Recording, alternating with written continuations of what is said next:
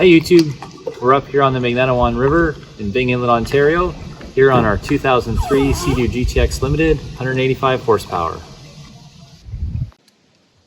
And this is our 2019 GTX Ltd, 300 horsepower. And we decided to upgrade. But I thought we weren't upgrading. Way too costly to upgrade these SeaDoos right now. Everybody is selling them for insane prices, and there's nothing out there.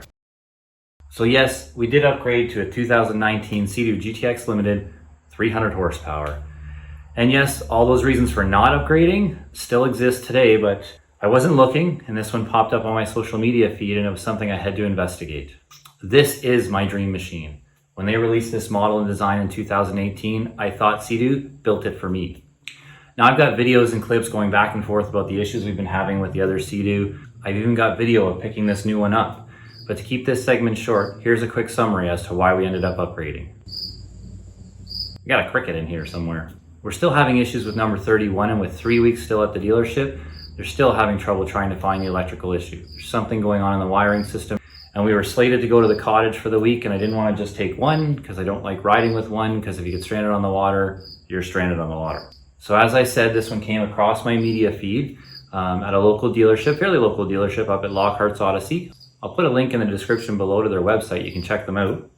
Price was decent, several $1,000s less than what most private guys are starting to sell these machines for right now.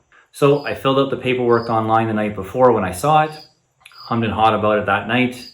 And in the morning I was set to call them at 9 o'clock. Well, it was actually the dealership that called me at 9:02.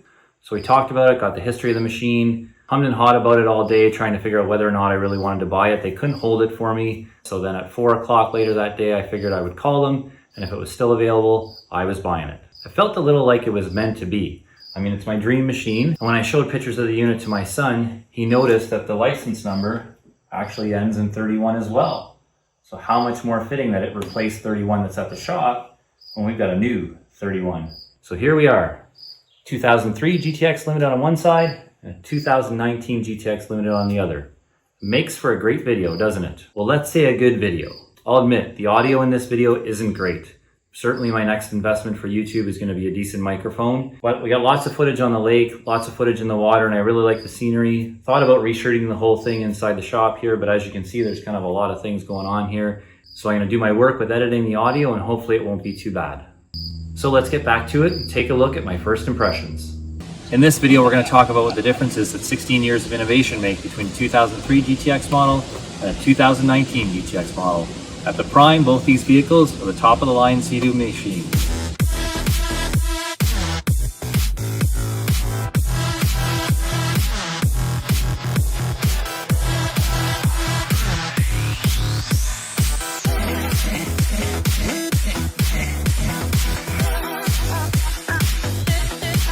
In 16 years, the styling really hasn't changed that much. Even the placement of the badges is pretty similar.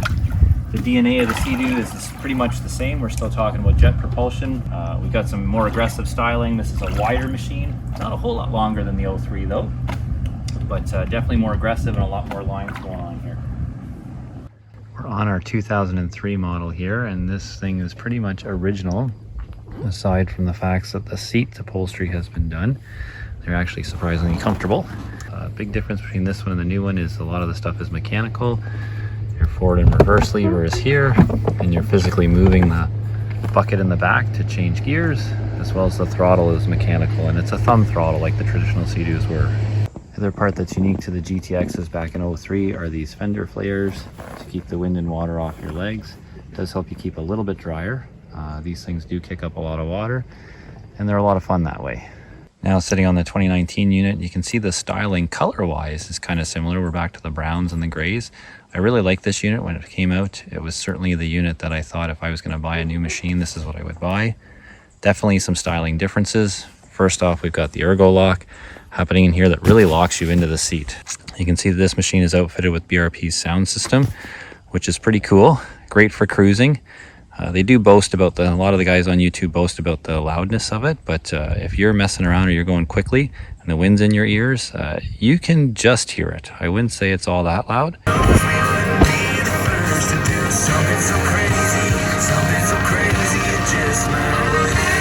But certainly loud enough for cruising and loud enough for a SeaDoo.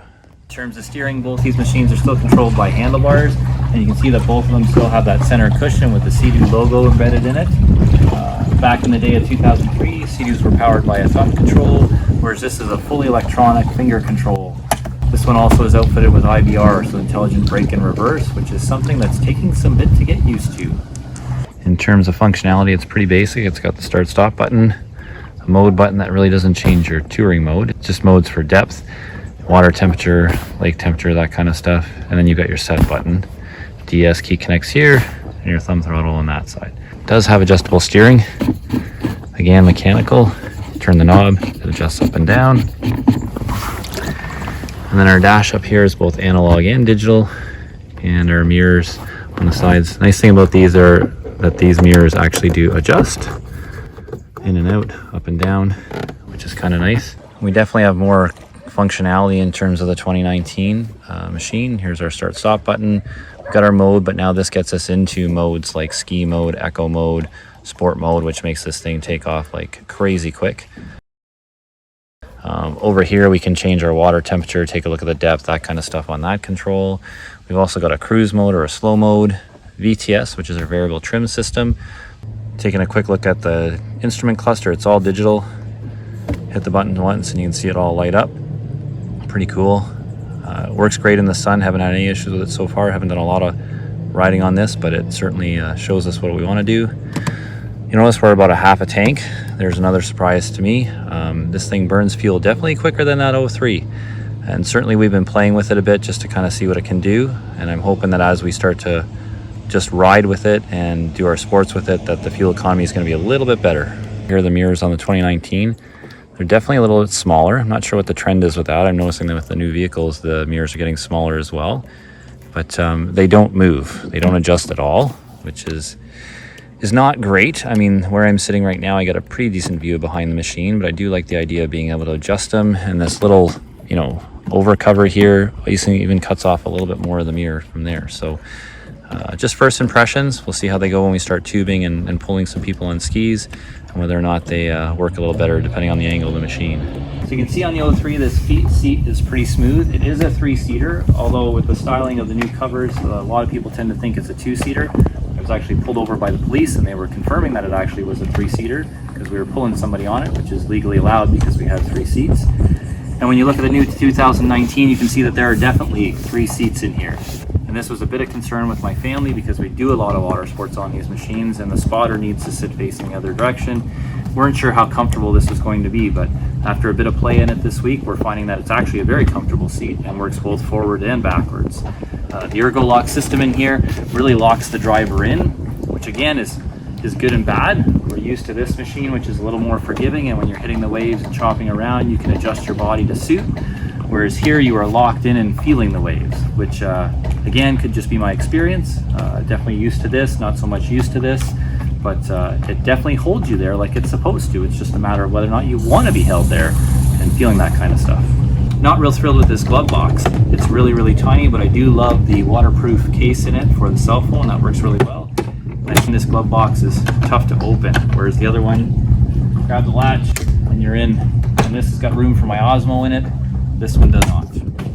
And that's because of the way they redesigned this, which I love for touring. This whole front end does pop open right in front of you as a driver. So pretty canaverous down there. There's the ski pylon way down there. And we've got this little sort of organizer right here close to you, which is certainly handy and certainly store some gear. But again, you've got to lift up the instrument cluster and the steering to get at it. So I'm sure we'll get used to it. It's just a different thing right now, but I really like the size of the glove box on the 03 over the size of the glove box on this one. Probably the biggest difference between these two machines besides the engine is the back swim platform here. You can see this one is pretty short, pretty small. I'm not even sure you can call it a swim platform. Whereas if we take a look at the 2019, this is a beautiful space. It's got this nice SeaTech foam on it as well. Even with the ski pylon attached to it, we've still got a lot of room to sit. We were putting wakeboards and skis on at the back of this machine, just the way it's set up. Built-in link system so we can attach coolers and gas tanks. And probably my favorite feature of this machine is this tie-off right here. Then for pulling tubes, but it works great for tying off at the dock because it's a quick, easy slip into the dock line and you're good to go and you know it's not going to go anywhere. Both these machines come stock with a reboarding step, and you can see it's quite again a step up in the 2019. This is just a steel tube covered with some foam, whereas here we have a fully molded rubber, heavy duty reboarding step that makes it a lot easier to get in and out of the water. Overall first impressions, 16 years of innovation has made quite a difference in a SeaDoo, and I have to say that I am pleased that we did the upgrade. But I thought it would be a little different, or more different than the 03 when it's on the water. Maybe it's the kind of riding we've been doing and just kind of figuring out all the stuff. We've been spending the week pulling people up on wakeboards and skis, and that's something we couldn't do very well with the 03s. And this thing does it with no trouble whatsoever. So that was the idea behind doing the upgrade. I'm hoping that when I start touring, this is going to be a great machine to tour on as well. And then the little bit of touring that we've done here, it certainly has proved itself worthwhile. The only thing I'm a little concerned about is the fuel use. And maybe that's why so many of you see driving around have the light fuel caddy attached to the back, just in case you run out. As I said in the video, I'd be downgrading my first impressions if I didn't say I was impressed. 16 years of innovation has made quite a difference in the SeaDoo world. And there are lots of innovations that I didn't even talk about. Hull design, engine size and engine technology, as well as the fact that the supercharger on this machine is apparently maintenance free rather than the 100 and 200 hours of the 03. So lots of things not in the video, but the video is more about my first impressions having on the water.